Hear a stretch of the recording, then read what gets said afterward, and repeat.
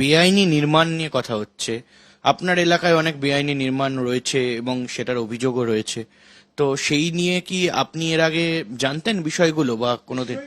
সারা কলকাতায় আজকে বেআইনি নির্মাণ, সারা কলকাতা জুড়ে। কেন? কলকাতা ইতিহাস হচ্ছে Kolkata unplanned city. North Kolkata থেকে সাউথ কলকাতা, আপনি বেলগাছিয়া থেকে চলে আসুন এখানে পার্ক সার্কাস, রাজাবাজার, নারকেলডাঙ্গা, বেলিয়াঘাটা, বেলগাছিয়া, ঠিক আছে, বেহালা, যাদবপুর, মধুরদহ, কসবা, সমস্ত জায়গা তো আপনি, সুকান্তনগর, সল্টলেক, এসব সব জায়গায় আপনি বেআইনি বাড়ি পাবেন। শুধু আমার ওয়ার্ডে তার মানে একটা স্পেসিফিক বলা যে 66 ওয়ার্ডেই সব বেআইনি, এটা আমার মনে হচ্ছে একটা ভুল ন্যারেটিভ তৈরি করা হচ্ছে। আমার মনে হয় আইন সবার জন্য সমান। যদি 66 ওয়ার্ডে বাড়ি ভাঙা যেতে পারে, তাহলে কি আপনার ওয়ার্ডে নেই বলছেন? না, নিশ্চয়ই আছে, নিশ্চয়ই আছে। আপনি জানতেন আগে? করছি না, যতটা জানতে পেরেছি। দেখুন, একটা কাউন্সিলর, কোন কাউন্সিলর কিন্তু বিল্ডিং ডিপার্টমেন্ট কোন বিল্ডিং এ স্যাংশন করছে কি করছে না, এটা আমাদের ক্ষেত্রে জানা মানে খুবই অসম্ভব ব্যাপার। আমরা জানার মানে অধিকার রাখি না। আরটিআই করতে গেলে কোনো স্পেসিফিক কমপ্লেন আসলে আরটিআই করা যায়, কিন্তু আমার 10 বছরের আধীনের মধ্যে আমি যখন প্রথম 2015-তে নির্বাচিত হয়েছিলাম, 2016-17 মানে 1-1.5 বছর। কিন্তু এই কাউন্সিলর হিসাবে তো খবর আসে তো যে আপনার ওয়ার্ডে দাদা এটা এত হয়েছে, এখানে পুলিশ পুলিশ থেকে শুরু করে প্রশাসন, সমাজ যারা কিনছে তারা কি জানেন না সেই বাড়িটা বেআইনি? তারা কি কাগজপত্র চাইছেন না সেই প্রমোটারের কাছ থেকে? তারা কিনছেন। যারা বানাচ্ছেন তারা জানেন যে তারা কিভাবে বানাচ্ছেন, ঠিক আছে? সেই জায়গা দাঁড়িয়ে তাদেরও অভিযোগ, তাদেরও পয়সা দিতে হয় অ্যাডমিনিস্ট্রেশন। সে আমি জানি না ভাই, কে কাকে পয়সা দিয়ে থাকেছে সে আমি জানি না, কিন্তু যেটা আপনি জিজ্ঞেস করেছেন স্পেসিফিক্যালি বেআইনি বিল্ডিং নিশ্চয়ই নির্মাণ হয়েছে, এটা আমি অস্বীকার করতে পারি না, যেহেতু আমি 10 বছর কাউন্সিলর। কিন্তু আমি কি স্টেপস নিয়েছি, আমি যখন জানতে পেরেছি, যতটা তথ্য আমার কাছে এসেছে, কেন কমপ্লেন করতে গেলে আমরা তো একটা চেয়ার থেকে ভিত্তিহীন কমপ্লেন করতে পারবো না, যে যতগুলি কমপ্লেন স্পেসিফিক ডকুমেন্টেড আমাদের কাছে কেউ জানিয়েছে আমরা ওটাকে প্রশাসনের কাছে জানিয়েছি। আমি 2017 সালে আমি কর্পোরেশনের প্রত্যেক ডিপার্টমেন্টকে এই চিঠি করেছিলাম। চিঠি করে প্রায় 65খানা তথ্য দিয়ে যে বেআইনি নির্মাণ হচ্ছে এর বিরুদ্ধে আমি কমপ্লেন জানিয়েছিলাম। এই জানানোর পর যখন কোনো অ্যাকশন হয়নি, আমি কোর্টে গিয়ে আবার মামলাও করেছিলাম। এই হাইকোর্টের মামলা হচ্ছে এটা রিট পিটিশন, ঠিক আছে?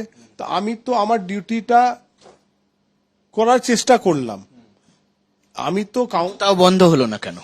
কেন বন্ধ হলো না এই প্রশ্নের উত্তর আমার পক্ষে দেওয়া অসম্ভব। আমার দেওয়ার আমি আমি নিশ্চয়ই আমি নিজেই জানি না। তৎকালীন মেয়র না মমতা বন্দ্যোপাধ্যায় জানেন? যারা সমস্ত ডিপার্টমেন্টের তো একটা হায়ারকি আছে, আমাদের রাজনৈতিক দলের মধ্যে তো একটা হায়ারকি আছে। তো কাউন্সিলরের একটা সীমিত ক্ষমতা, তার উপরে বড় চেয়ারম্যানের ক্ষমতা, বড় চেয়ারম্যানের উপরে এমআইসির ক্ষমতা, এমআইসির উপরে মেয়রের ক্ষমতা, কমিশনারের ক্ষমতা। তো কাউকে একলা দোষ দিলে তো হবে না। কর্পোরেশন একটা ইনস্টিটিউশন, সেই ইনস্টিটিউশনের মধ্যে মেয়রও কাজ করছে, আমি কাউন্সিলরও কাজ করছি, এমআইসিও কাজ করছেন, কমিশনারও কাজ করছেন, আধিকারিকরাও কাজ করছেন যারা মাইনে পাচ্ছেন। তো দায়িত্ব নিতে গেলে সবাইকে নিতে হবে। একলা কাউন্সিলরকে বা মানুষকে বা কাউকে দোষ দিয়ে তো লাভ নেই। কিন্তু যতটা আমি যাকে বলছেন যে কেউ কেউ রয়েছে, মানে ডালমেই কালা, মানে কেউ কেউ রয়েছে যারা সুবিধা করে দিয়েছে এই অবৈধ নির্মাণ করতে। যারা কিনা বেচা করেছেন তারাও রেসপন্সিবল। একটা চুরির মাল কিনতে গেলে যতটা যে বিক্রি করছে সে দোষী, যে কিনছে সেও দোষী। সে দোষ আড়াতে পারেন না যে আমি কিছু জানতাম না, ঠিক আছে? সবাই সবকিছু জানতো, কিন্তু এই একটা কালচার হয়ে উঠেছিল কলকাতায়, একটা কালচার। কম পয়সায় বাড়ি পাওয়া যাচ্ছে, বড় জায়গা পাওয়া যাচ্ছে, মানুষ এখানে গরিব, যাকে বলা যায় সামাজিক আর্থিক স্তরে একটু উইক, তারা যখন দেখছে যে আমি বাড়ি কিনতে পারছি না, এই জায়গাতে আমাদের সিস্টেমের ফেলিয়ার হওয়ার কারণে, সিস্টেমের ফেলিয়ার, আমি কাউকে দোষ দেব না, এটা পুরো সিস্টেমেরই ফেলিয়ার। সিস্টেম ফেলিয়ার হওয়ার কারণে এই যে একটা ভালনারেবল জায়গা তৈরি হলো, সেই তৈরি হওয়ার জন্য আমি বলবো একদম স্বাধীনতার পর থেকে যারা যারা সরকারে ছিলেন সবাই দোষী। অর্থাৎ মানে আপনি বলতে চাইছেন যে সরকার 15 বছর যে সরকার চললো সেই সরকারের মন্ত্রী আপনার বাবাও ছিলেন, জাভেদ খান, তিনি মানে একেবারে স্বনামধন্য অনেক দিন ধরে রাজনীতি করছেন, রাজনীতিবিদ।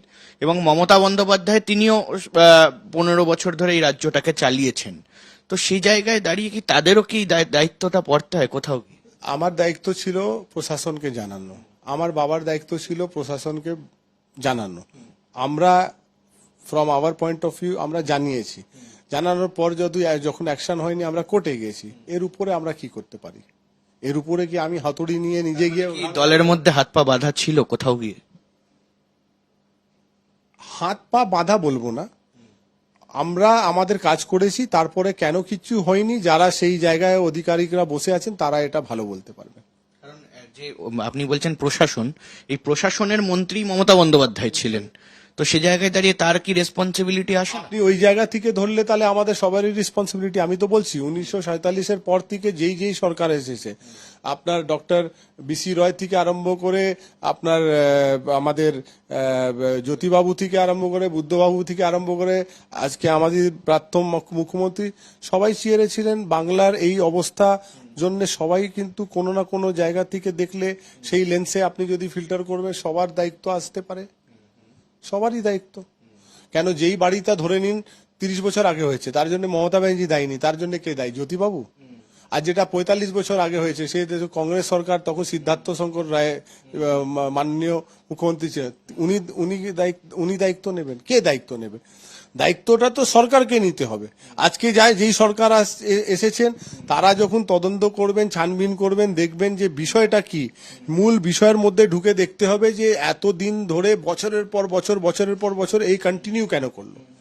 এটা তো একটা অফ হ্যান্ড কোনো ব্যাপার হয়নি যে আমার ওয়ার্ডে একটা বাড়ি হয়ে গেছে। এটা তো দীর্ঘদিন ধরে চলছে। সুকান্তনগর এত বড় একটা কমপ্লেক্স হয়েছে, সেখানে তো জাভেদ খান এমএলএ নয়, ফ্যাজ খান কাউন্সিলর নয়। আবার সেখান থেকে আপনি যদি কলকাতা হাওড়ার দিকে চলে যাবেন, টিকিয়াপাড়ায় চলে যাবেন, আপনি যদি আজকে দিনে মধুরদাহায় চলে যাবেন, আপনি যাদবপুরে চলে যাবেন, বেলিয়াঘাটায় চলে যাবেন, বেলগাছিয়ায় চলে যাবেন, বড়বাজারে চলে যাবেন, জোড়াসাঁকো চলে যাবেন, ঠিক আছে? আপনি সমস্ত জায়গায়, তো সব জায়গায় কি জাভেদ খানের দায়িত্ব পড়ে বা ফ্যাজ খানের দায়িত্ব পড়ে? আমার মনে হয় দায়িত্ব আড়ানো যায় না, যেহেতু আমরা চেয়ারে আছি নিশ্চয় আমি সেই রেসপন্সিবিলিটিটা অ্যাকসেপ্ট করলাম। কিন্তু আমি আমার পক্ষে যতটা করা সম্ভব ছিল আমি চেষ্টা করেছি। প্রশ্রয় কেউ কেউ দিয়েছে, যারা কিনেছে তারাও প্রশ্রয় দিয়েছে, যারা বিক্রি করেছে তারাও প্রশ্রয় দিয়েছে, যাদের চোখের সামনে এটা হচ্ছিল। আপনি তো জার্নালিস্ট, আপনি তো অনেক কিছু কলকাতার বিষয় নিয়ে জানেন, তাহলে আপনি রিপোর্টিং করলে হতে পারে ওটা হতো না, আপনি কেন করলেন না? তাহলে এইরকম বললে সবার দোষ আছে। যারা বিরোধী দলে ছিল, তো বিরোধী দলের তো থেকে তারাও অনেক ইনফরমেশন রাখেন, জানতে পারেন, তারা তো কোনোদিন হাউসে বলেননি। তারা তাহলে তাদের দায়িত্ব থাকে। গণতন্ত্রে তো সবার দায়িত্ব, বিরোধী থেকে আরম্ভ করে ক্ষমতার মধ্যে যারা আছেন তারা, আর তার সঙ্গে প্রশাসনে যারা আজকে চাকরি করছেন, মাইনে পাচ্ছেন, তাদের সবার।